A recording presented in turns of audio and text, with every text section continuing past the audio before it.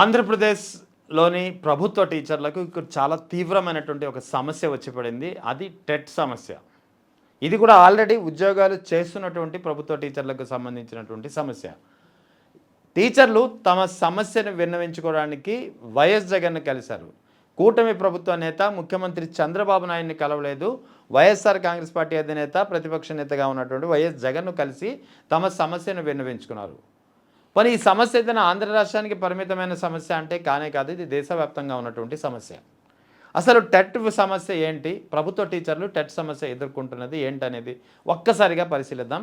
వాస్తవానికి కేంద్ర ప్రభుత్వం జాతీయ విద్యా హక్కు చట్టం 2011 తీసుకొచ్చింది.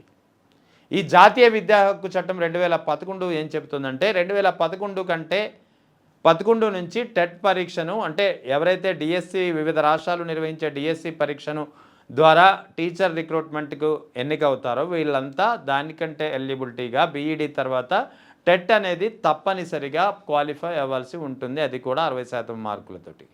సో టెట్ క్వాలిఫై అయితేనే బీఈడి పరీక్ష డిఎస్సి పరీక్ష రాయడానికి అర్హులవుతారు. ఇది ప్రస్తుతం అమలవుతున్నటువంటి విధానం. ఎప్పుడైతే కేంద్ర విద్యా హక్కు చట్టం తీసుకొచ్చిందో అప్పటి నుంచి టెట్ అనేది తప్పనిసరి మ్యాండేటరీ అయిపోయింది అన్ని రాష్ట్రాలకు. సో ఇది అన్ని రాష్ట్రాలకు సంబంధించినటువంటి సమస్య.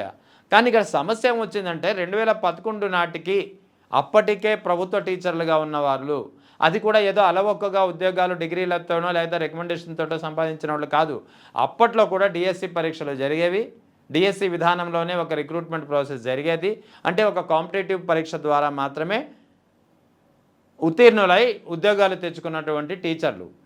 సో 2011 నాటికి 2011 నుంచి ఏదైతే టెట్ని తప్పనిసరి చేశారో 2011 కంటే ముందు 2011 నాటికే అప్పటికే ప్రభుత్వ టీచర్లుగా ఉన్నవాళ్ళు 5-6 సంవత్సరాలు సర్వీస్ చేసిన వాళ్ళు లేదా 20-25 సంవత్సరాలు సర్వీస్ చేసిన వాడు లేదా మరో 2-3 ఏళ్లలో రిటైర్ అవుతున్నటువంటి వాళ్ళు లేదా రిటైర్మెంట్కు మరికొద్ది నెలల వ్యవధి ఉన్నవాళ్ళు ఇలా రకరకాల కేటగిరీలో ఉంటారు. అంటే అప్పటికే ఈ 2011 నుంచి ఏదైతే టెట్ తప్పనిసరి చేశారో ప్రభుత్వ టీచర్లందరికీ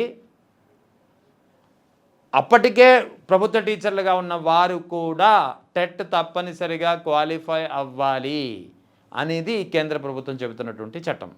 ఇక్కడ ఇదే ప్రధానమైనటువంటి అభ్యంతరం. ఎందుకంటే అప్పటికే 20-25 సంవత్సరాలుగా టీచర్లుగా ఉన్నవాళ్ళు లేదా రిటైర్మెంట్కి దగ్గరలో ఉన్నవాళ్ళు లేదా 5-6 సంవత్సరాలుగా టీచర్లుగా ప్రభుత్వ టీచర్లుగా డిఎస్సి ద్వారా రిక్రూట్ అయి ఉద్యోగాలు చేస్తున్న వాళ్ళు ఏదో ఒక సబ్జెక్టుకు కన్ఫైన్ అయి ఉంటారు. ఒక సబ్జెక్టు టీచర్లుగా ఉంటారు. అటువంటి ఒక సబ్జెక్టుకు కన్ఫైన్ అయి ఉండి ఒక సబ్జెక్టు టీచర్లుగా ఉన్న వారిని పట్టుకొచ్చి అన్ని సబ్జెక్టులు కలిపి 60% మార్కులు వచ్చే విధంగా టెట్ క్వాలిఫై అవ్వాలనడం ఎంతవరకు సమంజసం అనేది ప్రధానమైనటువంటి సమస్య. ఒకవేళ ప్రభుత్వ టీచర్లు కనుక 2011 నాటికే ప్రభుత్వ ఉద్యోగం చేస్తున్నటువంటి ప్రభుత్వ టీచర్లు టెట్ పరీక్షను తిరిగి రాసి క్వాలిఫై కాకపోతే ఉద్యోగ భద్రతకే ప్రమాదం. దీన్ని సవాలు చేస్తూ సుప్రీంకోర్టును గతంలోనే ఆశ్రయించినా సరే సుప్రీంకోర్టులో కూడా చుక్కెదురైంది. సుప్రీంకోర్టు కూడా ఖచ్చితంగా టెట్ అనేది మ్యాండేటరీ చేస్తూ రాయాల్సిందే అంటూ తీర్పిచ్చినటువంటి పరిస్థితి. అందుకే ఉద్యోగులకు ముఖ్యంగా ప్రభుత్వ టీచర్లకు ఇది అతిపెద్ద సమస్యగా మారింది. కూటమి ప్రభుత్వం అధికారంలోకి వచ్చిన తర్వాత ఏ కూటమి ప్రభుత్వం అధికారంలో రావడానికి ఇదే టీచర్లు కారణమయ్యారో 2024 ఎన్నికల్లో ప్రధానంగా టీచర్లంతా వైఎస్ జగన్పై వ్యతిరేకత వ్యక్తపరిచారు. కూటమి ప్రభుత్వానికి అనుకూలంగా ఓటేశారు. అటువంటి టీచర్లకు ప్రధానమైనటువంటి సమస్య అది కూడా ఒక్క ఆంధ్రప్రదేశ్ తీసుకుంటేనే 1,00,000 మందికి పైగా టీచర్లు ఈ టెట్ సమస్యను ఎదుర్కొంటున్నారు. అంటే 2011 నాటికే టీచర్లుగా ఉన్న వాళ్ళు 1,00,000 మందికి పైగా ఉన్నారు ఆంధ్రప్రదేశ్ రాష్ట్ర వ్యాప్తంగా. అటువంటి టీచర్లకు ఇప్పుడు మళ్ళీ టెట్ రాయకపోతే మీ ఉద్యోగాలు పోతాయి, మీ రిటైర్మెంట్ బెనిఫిట్స్ ఆగుతాయి లేదా ఉద్యోగాలకు సంబంధించినటువంటి ప్రమోషన్ల ప్రక్రియకి ఇది ఆటంకం ఏర్పడుతుందంటే ఏం చేయాలి? ఎక్కడికి వెళ్తారు వాళ్ళు? అలాగనే టెట్ రాసి ఆ వయసులో టెట్ రాసి అన్ని సబ్జెక్టులో ఉత్తీర్ణులయ్యే సామర్థ్యం ఉంటుందా? కనీసం ఈ సోయి కూడా లేదా ఈ చట్టాలు చేసే వారికి కానీ న్యాయస్థానాలకు కానీ? ఖచ్చితంగా ఇది చాలా తీవ్రమైనటువంటి అంశం. ఎందుకంటే టెట్ రాయవద్దు అనడం లేదు. టెట్ ఎవరికి రాయాలి? మీరు చట్టం ఒక తీసుకొచ్చిన తర్వాత ఆ చట్టం అమలు చేసిన తర్వాత అక్కడి నుంచి అంటే 2011 నుంచి ఎవరైతే డిఎస్సి రాస్తారో వాళ్ళందరికీ టెట్ రాయడం తప్పనిసరి అంటే అది దెర్ ఈజ్ ఎ మీనింగ్, అది పద్ధతి కూడా.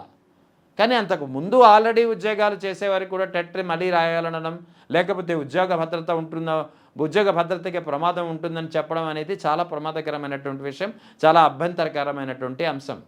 అందుకే ఈ టీచర్లంతా కూటమి ప్రభుత్వం, ఏ టీచర్లు అయితే 2024 ఎన్నికల్లో వైఎస్ జగన్కు వ్యతిరేకంగా, వైఎస్ జగన్ ప్రభుత్వానికి వ్యతిరేకంగా ఓటేశారో, కూటమి ప్రభుత్వానికి అనుకూలంగా ఓటేశారో ఆ టీచర్లకు ఎదుర్కొంటున్నటువంటి ప్రధానమైన సమస్యను కూటమి ప్రభుత్వం పెడచెవిన పెట్టడంతో ఇప్పుడు తిరిగి వైఎస్ జగన్ వల్లే తమ సమస్య పరిష్కారం అవుతుందని నమ్మారు. వైఎస్ జగన్ను కలిశారు, వైఎస్ జగన్ను మొరపెట్టుకున్నారు. వాస్తవానికి గత కొద్ది రోజులుగా మనం కొన్ని పరిణామాలు చూస్తున్నాం. ఆక్వా రైతుల విషయంలో కానీ, డిఎస్సి బాధిత అభ్యర్థుల విషయంలో కానీ, మామిడి రైతుల విషయంలో కానీ, ఆఖరికి అమరావతి రైతుల విషయంలో కానీ వీళ్ళంతా వైఎస్ జగన్ని కలిసి తమ సమస్యలు మొరపెట్టుకుంటున్నారు. ప్రతిపక్ష నేతను కలిసి తమ సమస్యలు మొరపెట్టుకుంటున్నారు. ప్రభుత్వం మీద నమ్మకం పోయినట్టుంది. ప్రభుత్వం తమ డిమాండ్లు తీర్చదు, తమ విజ్ఞప్తి ఆలకించదనే బహుశా నమ్మకం ఉన్నట్టుంది. అందుకే వైఎస్ జగన్పై నమ్మకం ఉన్నట్టుంది. వైఎస్ జగన్ కలుస్తున్నారు, మొరపెట్టుకుంటున్నారు. వైఎస్ జగన్ ఇచ్చే హామీతో వెనుక తిరుగుతున్నారు. ఇక్కడ టీచర్ల విషయంలో కూడా అదే జరిగింది. పెద్ద ఎత్తున టీచర్ సంఘాల ప్రతినిధులు వైఎస్ జగన్ కలిశారు. తమకు తీవ్రమైనటువంటి అంశంగా, సమస్యగా మారినటువంటి టెట్ అంశాన్ని ప్రస్తావించారు. వైఎస్ జగన్ కూడా వాళ్ళ సమస్య విని చాలా సానుకూలంగా స్పందించారు. నిజంగానే టీచర్ల సమస్యలో, టీచర్ల వాదనలో న్యాయం ఉంది. ఎప్పటి నుంచో 2011 నాటికే డిఎస్సి ద్వారా రిక్రూట్ అయినటువంటి టీచర్లకు ఇప్పుడు తిరిగి టెట్ రాసి క్వాలిఫై అవ్వాలని ఆదేశించడం ఎంతవరకు సమంజసమని అడుగుతున్నారు.